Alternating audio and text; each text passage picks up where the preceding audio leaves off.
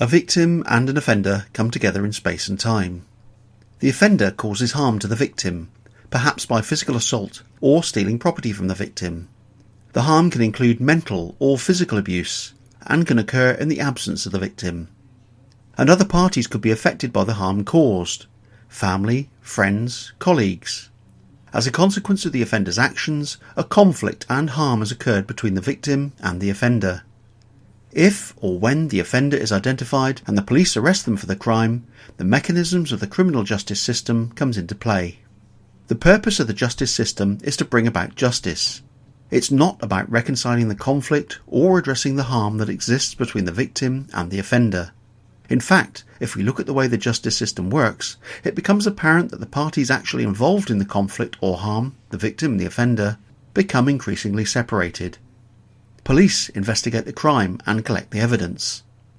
Police custody officers ensure the safety of the offender whilst in custody. Victim services help the victim with emotional and practical support. The Crown Prosecution Service ensures that there is sufficient evidence to prosecute the offender. The defence solicitor represents the offender and advises whether to plead guilty or not guilty. Witness services look after the needs of the witnesses, including the victim, if they are required in court. If the offender pleads guilty, the victim will not be asked to attend court. Legal clerks ensure the court process works. The jury determines the innocence or guilt of the offender. The judge oversees the trial and decides on the sentence for the offender. Probation services manage the offender during and after they have served their sentence. Prisons incarcerate the offender for the length of any custodial sentence. So, justice is seen to be done, but the original conflict and harm is still there. The only people who can resolve this conflict are the victim and the offender, the person who was harmed and the person who caused the harm. With the restorative justice approach, the focus is on bringing the victim and the offender together. This provides them with the opportunity to communicate with each other directly or indirectly, often for the first time since the original conflict or harm. This might be by an exchange of letters, or it might be in a face-to-face meeting. Of course, both must agree to the meeting, which will only occur following careful preparation and the risk assessments by a trained restorative justice practitioner. The meeting, facilitated by the practitioner, follows a structured approach and takes place in a neutral and safe environment. Both are given the opportunity to have their say. The victim might ask, "Why did you choose me? Have you been following me?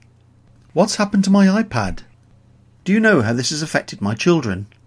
And they might say, "I want to see you change. I don't want this to happen to anyone else. I haven't slept properly since.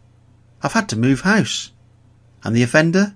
The offender has the opportunity to answer the questions being asked of them, and perhaps to explain their behaviour to the victim, and, for probably the first time, they see and hear the real impact of their actions on another human being.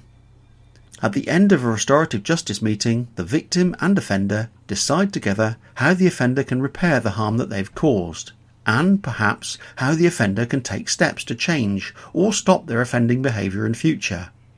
This may be by providing answers, an apology, a promise to change their behaviour, or not to approach the victim in future. It can also be a reparative activity.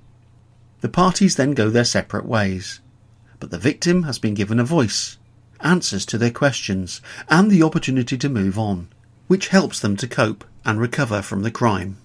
And the offender is presented with an opportunity to take responsibility for the harm that they've caused, display remorse, and be motivated to change their lives.